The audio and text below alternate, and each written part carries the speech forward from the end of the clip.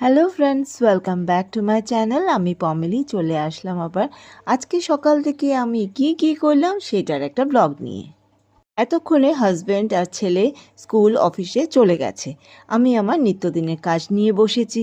এখানে নানান রকম সবজি কেটেছি, আবার সাথে আমও এনেছে। বলছে আজকে চাটনি করবে। কয়েকদিন ধরে আমি চাটনিটা একটু স্কিপ করছিলাম, কেন কি মিষ্টি খাবো না প্ল্যান করেছিলাম সেই জন্য। কিন্তু যাই হোক, আজকে আবার ডিমান্ড হয়েছে, আম এনেছে যখন তো বানাতেই হবে। তো কাটাকুটি হয়ে গেছে, আর কিছুটা কাটাকুটি বাকি রয়েছে, সেটা সেরেই আমি চলে আসলাম সরাসরি রান্নাঘরে। পনির এনেছিল, পনিরটা ভেজেও সেটার তরকারি তৈরি করে নিয়েছি। এদিকে শীষ পালং এনেছিল, কুমড়ো দিয়ে একটা শাকের মতো ঝোল করে নিয়েছি। আর বাকি যে সবজিগুলো কেটেছিলাম, ক্যাপসিকাম, গাজর সব মিলিয়ে একটা মিক্স ভেজ করেছি।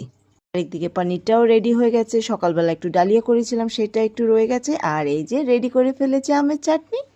আমি যখনই কোনো খাওয়ার ব্লগ বা ভিডিও বা ফটো দিই, তোমরা কিন্তু প্রচুর প্রচুর ভালোবাসা দাও। ঘরে থেকে বা তোমাদের কী বা দেখাতে পারি। তো যাই হোক, দুপুর হয়ে গেছে, ছেলে আর আমি বসে পড়েছি খেতে। তারপরে এক জায়গায় বেরিয়েছি, কোথায় যাচ্ছি সব বলছি।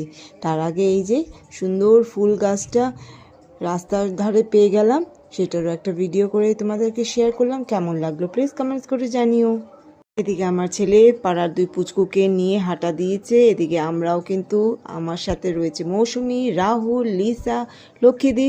সকলে মিলে আমরা কোথায় যাচ্ছি জানো? আমাদের পরের পাড়াতেই নরনারায়ণ সেবা চলছে। তো ওখানে সকলে মিলে আমাকে বললো কি চলো বৌদি, আমরা একটু ওখানে গিয়ে ঠাকুর প্রণাম করে আসি। তো আমি বললাম ঠিক আছে। তো আমিও ঝটপট রেডি হয়ে ঠাকুর প্রণাম করে কিছু সময় এদিক ওদিক করে কাটিয়ে সবার সাথে হুল্লোড় করে বাড়ি ফিরে আসলাম। ঠাকুরের জায়গাটা সাজানো খুব সুন্দর হয়েছে। আজকের এই ব্লগটা আমি এখানেই শেষ করলাম। কেমন লাগলো আজকের এই ব্লগটা প্লিজ কমেন্টস করতে ভুলো না কিন্তু। ভালো থেকো সবাই।